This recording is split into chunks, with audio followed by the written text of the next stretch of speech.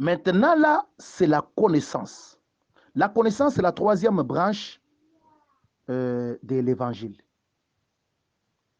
Alors, je vous ai parlé que première branche, c'était la révélation.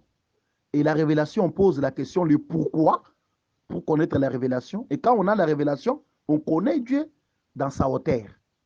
Là, c'est ce que je vous ai dit. Deuxième branche, je vous ai dit, c'est la prophétie. Et la prophétie, on pose la question, le quand. Et quand on pose la question, le quand, c'est pour connaître Dieu dans sa longueur. Maintenant, là, c'est la connaissance. La connaissance, maintenant, on pose la question, le où et le comment. On pose la question, le comment. On pose la question, le comment, c'est pour comprendre Dieu maintenant dans sa largeur. Nous lisons la parole de Dieu. Osée 4, 6. Mon peuple est détruit parce qu'il lui manque la connaissance. Puisque tu as rejeté la connaissance, je te rejetterai. Et tu seras dépouillé de mon sacerdoce. Puisque tu as oublié la loi de ton Dieu, j'oublierai aussi tes enfants. Ah! Vous comprenez bien cette écriture. Dieu dit, mon peuple périt par manque de connaissance. Vous voyez, les gens utilisent ces versets que non, si vous ne connaissez pas une chose, il faut rester calme. Mon peuple périt par manque de connaissance. Non, la connaissance dont on parle ici, ce n'est pas la connaissance de connaître l'Église, de connaître la vie d'un quelqu'un, connaître même les histoires de l'école. Non, non. La connaissance que Dieu parlait au peuple d'Israël, c'était la connaissance de la parole, des Écritures.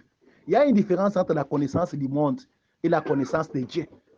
Les gens connaissent beaucoup le diable. Si vous regardez même dans nos églises, surtout exemple, ne vous fâchez pas, ACK.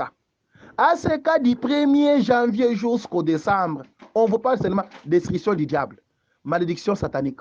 Satan et ses acolytes, les anges et les démons, les puissances diaboliques, les puissances sataniques. Même les petits enfants connaissent bien les diables.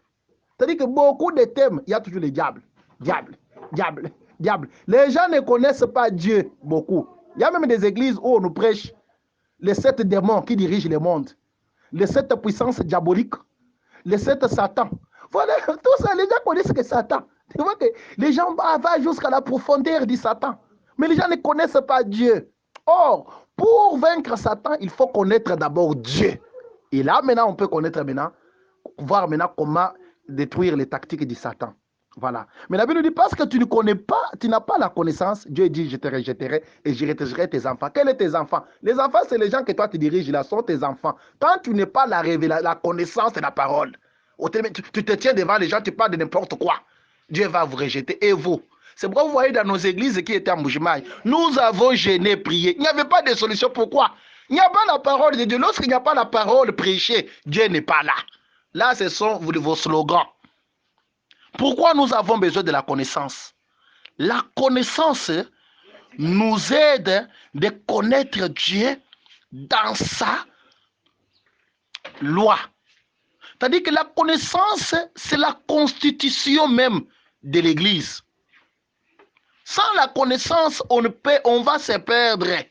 La connaissance, sans la connaissance, on sera dans les erreurs.